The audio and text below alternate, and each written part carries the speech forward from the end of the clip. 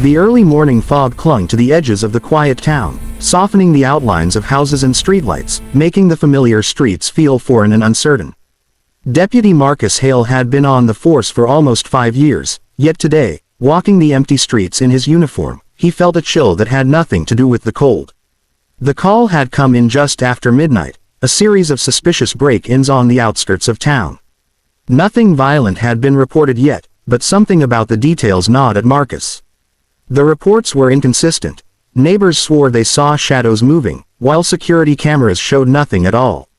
Even his partner, a grizzled officer named Jenkins who trusted intuition over evidence, had admitted it felt off. Marcus rubbed his temples, trying to shake off the growing sense of unease. He had been raised to follow procedure, to rely on facts, but tonight, logic felt inadequate. The town had always seemed safe, a bubble against the chaos of the wider world, but the darkness pressing against the edges of his vision suggested that maybe safety was an illusion. As he drove past the same houses he had patrolled 100 times, he wondered how long it would take for doubt to creep in, how long before hesitation became a weakness. When he reached the edge of the district where the break-ins had been reported, the fog thickened, and he slowed to a crawl. The first house was a small, blue-painted bungalow with chipped shutters. A neighbor had called in the alarm, claiming they heard noises in the middle of the night. Marcus got out of his cruiser and walked toward the front yard, his boots crunching on frost-covered grass. The air smelled faintly of smoke, wood burning somewhere unseen, and Marcus's pulse quickened. Every instinct screamed that someone, or something, was watching. He approached the side of the house and saw it, a door ajar, swinging slightly in the wind. Marcus drew his flashlight and badge, careful not to make any sudden movements. Inside, the living room was in disarray, furniture overturned, papers scattered across the floor, but there was no immediate sign of the intruder. His heart pounded in his chest, each beat louder than the last. He checked every corner, every shadow, feeling the weight of responsibility pressing down on him. This was his town, his people, and now doubt was a luxury he couldn't afford. As he moved toward the back of the house, a faint sound stopped him in his tracks. It was subtle, a scraping, almost imperceptible, but it was there. Marcus pressed himself against the wall, slowly advancing, flashlight cutting through the darkness. The sound grew louder, a rhythm to it, deliberate. He called out, voice steady despite the adrenaline, "Police! Show yourself!" Silence answered, only broken by the wind through the broken windows. Then a shadow moved. Marcus's heart lurched, and he instinctively reached for his weapon. He saw a figure crouched by the kitchen counter, hands full of small items, moving with nervous precision. The figure froze when it saw the flashlight, then bolted toward the back door. Marcus lunged, catching the intruder's sleeve and pulling hard. The figure stumbled but twisted free, and for a moment, Marcus caught a glimpse of a young man, barely older than a teenager, face pale and terrified. The chase spilled into the foggy yard, boots slipping on the frost as Marcus ran. Doubt and fear collided in his mind, questioning every decision that had brought him here. But the moment of hesitation was brief. He couldn't let uncertainty paralyze him, not now. The young man darted toward the fence, but Marcus's training and instincts kicked in. He tackled him just short of the edge, the intruder hitting the ground with a heavy thud. Breath ragged, Marcus pinned the young man, hand gripping his shoulder. "It's over," he said firmly, though inside he felt no victory, only the hollow weight of what-ifs. Questions pressed at the edges of his mind. Was he doing the right thing? Was he ready for the escalation that seemed inevitable? But as he waited for backup to arrive, he realized that doubt could wait. Right now, there was only action, only the responsibility to protect, even if he wasn't entirely sure of himself. By the time the other deputies arrived, Marcus had the intruder secured, the fog beginning to lift, revealing the first glimmers of dawn. And as he watched the young man being led away, Marcus understood that this was just the beginning, not just of a long day, but of a long journey from uncertainty to courage, from doubt to heroism. The morning had barely broken, and the town still wore the sleepy haze of dawn when Marcus returned to the station. His muscles ached, his uniform still dusted with frost, but there was no time for rest. Reports were coming in faster than he could process them. Another burglary, this one more violent than the first, and a call about a suspicious vehicle parked near the school. Something was escalating, and Marcus could feel it in his gut. The calm streets he'd patrolled for years had begun to feel like a fragile veneer, a thin sheet covering chaos just beneath the surface. He sat at his desk, reviewing the footage from the first break-in. The young man he'd apprehended wasn't acting alone. Other shadows had flitted across the camera, just out of frame, and the neighbors' descriptions hinted at accomplices. Marcus rubbed his eyes, the weight of responsibility pressing on him. Doubt had been a quiet companion before, whispering that maybe he wasn't ready, that maybe he couldn't handle what was coming. But the reality now was undeniable. Hesitation could cost lives. By mid-morning, the station was a hive of activity. Officers moved in coordinated chaos, radios crackling with reports and updates. Marcus was called to respond to the suspicious vehicle. A dark van sat idling near the school playground, tinted windows obscuring any view of its occupants. As he approached on foot, hand hovering near his holster, he could sense that this was no ordinary situation. The vehicle's engine rumbled softly, a quiet menace in the otherwise still morning. Marcus called for backup, but the response was delayed. Other incidents demanded attention. He was alone. The doubt that had lingered in his mind moments ago returned, a cold whisper urging caution, questioning his choices. But as he watched a child's backpack left on the sidewalk, untouched yet vulnerable, something inside him snapped. Hesitation was no longer an option. Protecting his town, its people, its children, required action, even in the face of uncertainty. He approached the van cautiously, flashlight cutting through the tinted windows. Movement inside caught his eye, a hand reaching for something metallic, the glint of a weapon.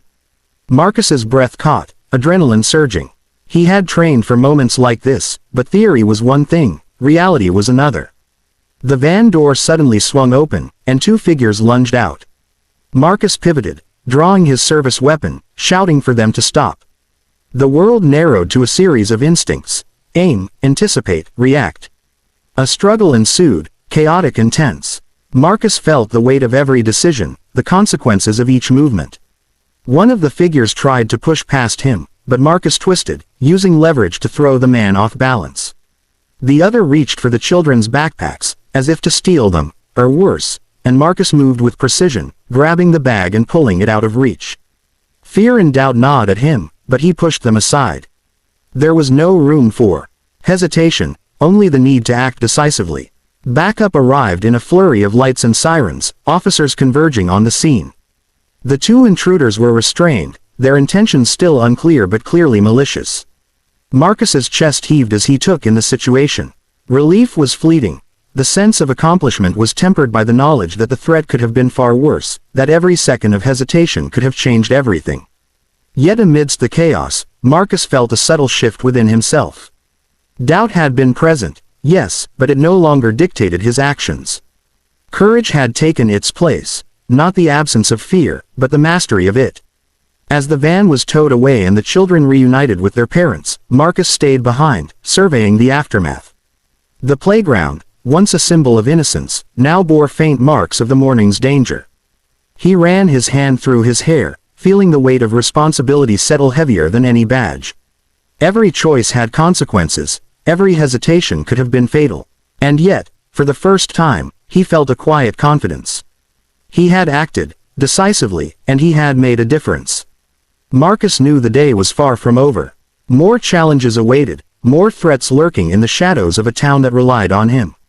But he also knew something essential about himself, that he could face uncertainty, confront fear, and step into the role he had been destined for.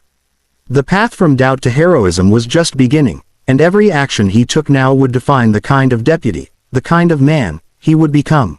Night had fallen over the town, heavy and oppressive, as if the darkness itself was waiting for him. Marcus Hale's radio crackled constantly, reporting a situation that no one had anticipated, a hostage scenario at the local community center. A man armed and desperate had barricaded himself inside with several people trapped, including children. The streets were eerily silent, sirens only echoing faintly in the distance, and Marcus felt the familiar gnaw of doubt creeping back in. Every officer was tense, aware that this was the kind of incident that could turn deadly in seconds. Marcus arrived first at the scene, the barricaded doors of the community center looming like a challenge he could not ignore. The intruder was visible through a small window, pacing with a weapon in hand, muttering under his breath. Inside, voices whispered in fear, the muffled sounds of crying and pleading reaching Marcus like fragile signals in the night. Every fiber of his body told him this was dangerous, too dangerous for one man, but the others were waiting on strategy, on negotiation, while he felt the urgency of immediate action. Time was a weapon in itself, and hesitation could cost lives. He crouched behind his cruiser, assessing the building, mapping escape routes, and noting points of vulnerability. Marcus's heart raced, but he remembered the lessons from the morning. Fear was natural, doubt was natural, but neither could dictate his actions. His training and instincts kicked in, guiding him as he approached a side entrance. He could hear the intruder's voice, loud and unpredictable, punctuated by the terrified cries of those trapped. Marcus knew he had to move, and in that moment, he embraced the truth he had discovered over the last 24 hours. Heroism was not the absence of fear, it was acting despite it. He slipped inside the community center, flashlight steady, weapon raised. Shadows clung to the corners of the rooms, and Marcus moved with deliberate precision, signaling to the hostages to remain calm. The intruder spun around at a sudden noise, and for a moment, the world froze. The flash of the gun, the wild look in the man's eyes, the palpable terror of those around them. Marcus's instincts surged. He spoke calmly but firmly, his voice cutting through the tension. "Nobody needs to get hurt. You can surrender now." The man laughed, a harsh, jagged sound that echoed off the walls. He raised his weapon. Time slowed. Marcus remembered every training exercise, every lesson, every heartbeat of doubt that had been transformed into courage. He moved with fluid precision, disarming the man in a swift motion that was part skill, part instinct. The weapon clattered to the floor, and Marcus immediately secured him, ensuring no further threat to the hostages. The room erupted in relief. Parents scooped their children into their arms, tears streaking their faces, voices shaking with gratitude. Marcus's chest heaved, adrenaline still coursing through his veins, but there was no sense of triumph, only the weight of responsibility lifted momentarily, replaced by a deep sense of clarity. Every choice he had made, every moment of doubt he had wrestled with, had led him here. From the uncertainty of the early morning fog to the split-second decisions that saved lives tonight, he had crossed the bridge from hesitation to heroism. As backup arrived to take control, Marcus stepped outside, the cool night air a balm against his racing heart. The townspeople were beginning to gather, whispers of admiration and relief traveling quickly through the crowd. Marcus allowed himself a small, quiet smile, knowing he had done what he had sworn to do. Protect and serve, even when the odds were stacked and the outcome uncertain. Later, as he cleaned up his equipment in the quiet of the station, Marcus reflected on the journey. Doubt had been a constant companion, fear a shadow he could never fully escape. But courage, he realized, was not about perfection, it was about choice. And tonight, he had chosen action, responsibility, and the lives of those who could not protect themselves. He had become more than a deputy. He had become a hero in the truest sense, forged not in the absence of fear, but in its presence.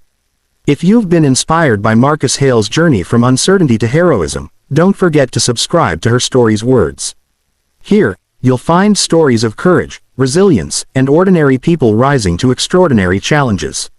Every tale reminds us that heroism isn't about the absence of fear, it's about stepping forward when it matters most. Hit that subscribe button and join us for more stories that touch the heart and spark the spirit.